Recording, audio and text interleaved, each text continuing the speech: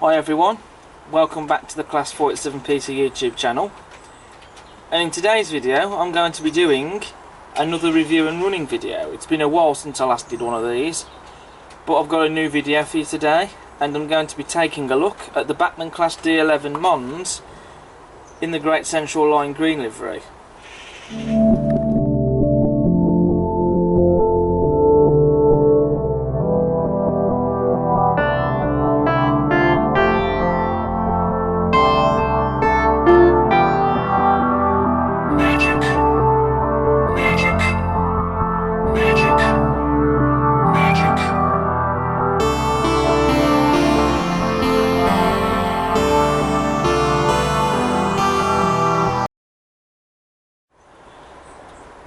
This model that we're looking at today is not a new release. It's been out for a few years now, and I have owned a Class D11 before in the past, which some of you might remember, which the one I had previously was the Lady of the Lake in the BR line green livery with the early emblem.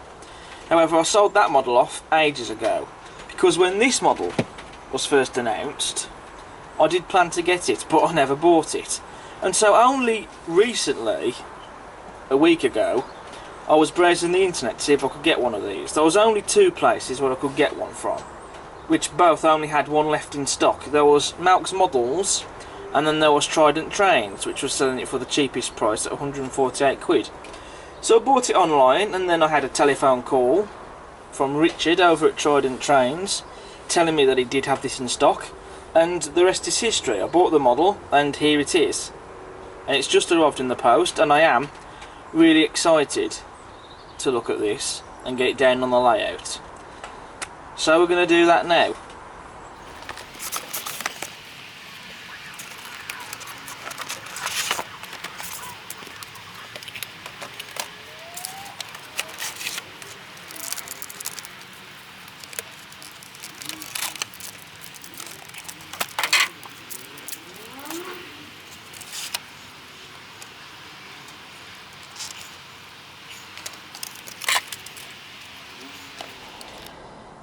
So here we have the model down on the layout in all its glory, and the first thing to report is there are no quality control issues with this model, as it should be with any model, because when you pay any money for any model there shouldn't be any quality control issues with it at all. It should turn up in perfect condition with nothing wrong with it. And also it runs smoothly out of the box as well. It did need some running in. Presumably that's due to it being sat on the shelf for a long period of time. But it runs well now after a bit of running in, and you know, it really is a superb model. So now we're going to move on to the detail. So first of all, as standard, we have sprung buffers. The buffers on the loco on the front, they are made out of plastic, but to be honest, as nice as it would have been if the buffers were made of metal, I'm not too fussed by that. The buffers have been painted in a very nice silver colour, so they look rather nice and it makes them stand out. We've also got NEM tension lock couplings. These will soon be replaced with Hunt couplings. We've also got a pre-fitted vacuum pipe. On the running board we have lamp irons, which are separately fitted, and on the buffer beam we have some very nice crisply printed lining and the loco's running number 501 crisply applied there on the front. Now this model has a feature that I do very much like, as I'm going to demonstrate just now.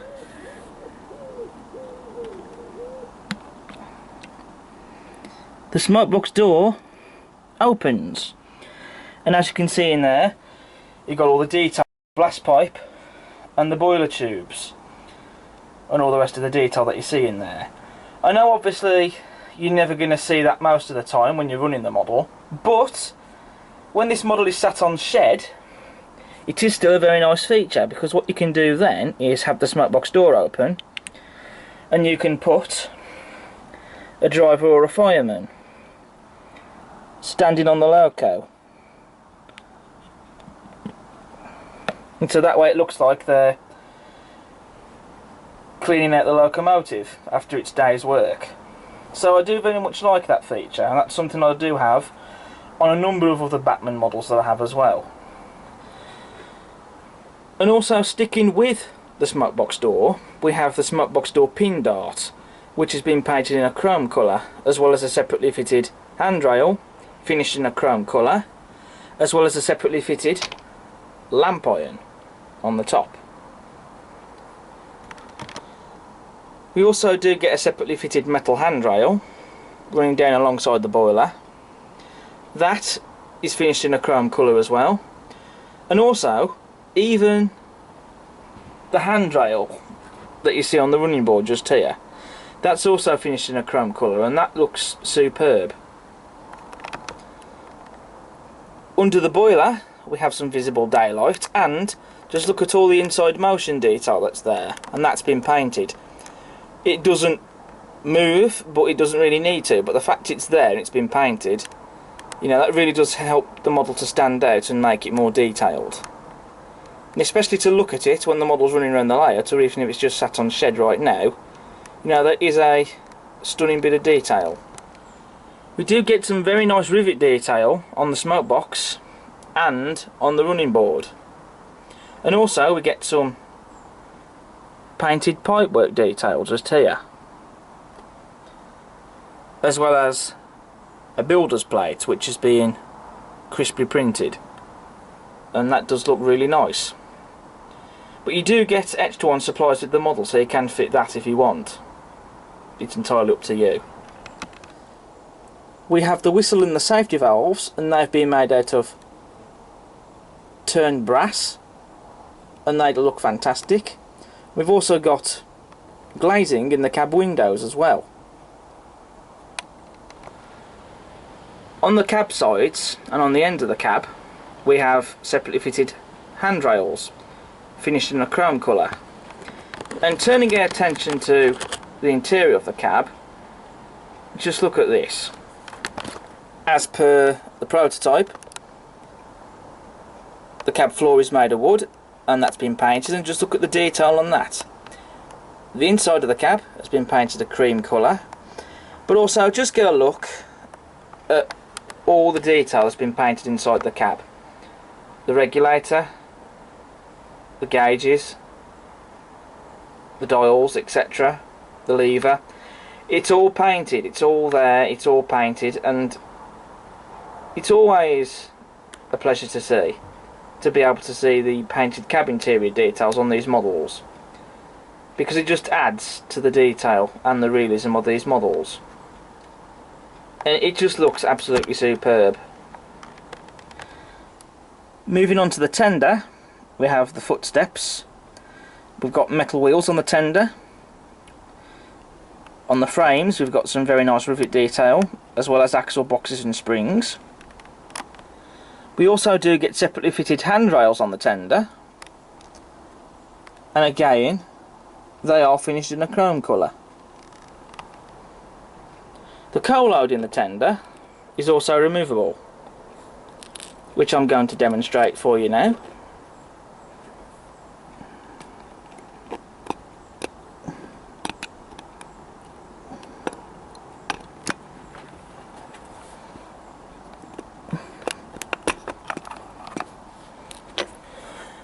And so basically, like with any removable coal load, you have the option of either filling the tender with your own coal load, or you can just simply either leave the existing coal load in the tender or scatter it on top.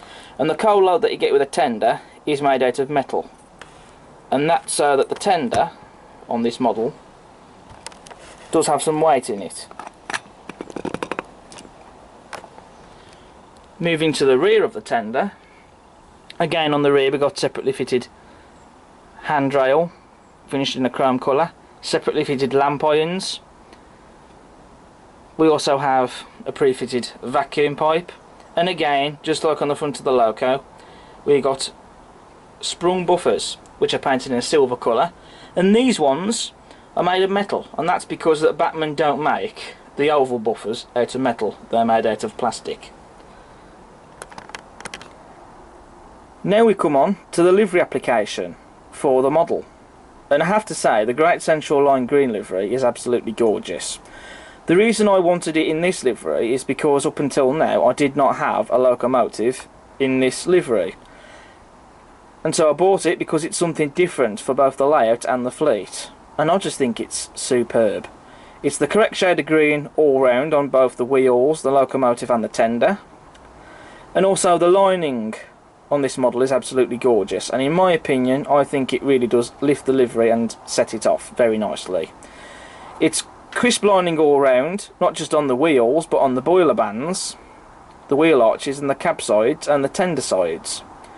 You've also got the number plates 501 and the name plates that read Mons, as well as the Great Central logo there underneath the name plates. They're all crisply applied. That's the number plates, the name plates and the logo. But you do get etched ones supplied with the model. So if you wish to, you can add the etched ones. And also just look at the brown colour that you get, that you see just underneath the wheel arches there, and also just here under the smoke box. You know, that's another superb bit of detail. And also the Great Central lettering and logo are crisply added on the tender, and again looks stunning, and they've used the correct style of font as well. And on the other side of the loco we get some separately fitted steam piping, and we've got the reversing lever which has been painted in a very nice chrome colour, and that looks stunning. So that now brings me on to my conclusion for the Bachmann Class D11 Mons in Great Central Line green livery. And my conclusion is that this is an absolute beautiful model. I'm very pleased with it. There's no faults with it at all. There's nothing that I can personally pick fault with, and so I'm very happy with it. And there are still some Bachmann D11s out there, and so if this is a locomotive that you're interested in getting, whether you can still get one in this livery, which there is Zeebrugge on offer in the DCC sound, so if you have DCC sound and you're interested in a loco like this, especially in this livery, which I definitely recommend, then I'd say go for it. So highly recommended by me. I owned one of these models before, you know, and I loved it, and this one, now I've got another one in the fleet. I shall enjoy this for many years to come, and it's certainly going to be a very welcoming addition to the fleet. So what I'm going to do now, I'm going to get this locomotive running on the layout to finish the video, and I'm going to get it pulling my rake of teak coaches, which I've now got a rake of 8 of now, rather than just the 7. So this will be the first time that you'll see the rake of teaks running round in a rake of 8. So thanks for watching this video, and I hope you've enjoyed it. As ever, if you like what you see, then please do subscribe to the channel. Don't forget to smash the like button, and feel free to post a comment if you want. And also, while you're at it, don't forget to check out all my other videos I've got on the channel. But until then, stay safe and take care. I'll see you next time. Ta-ra.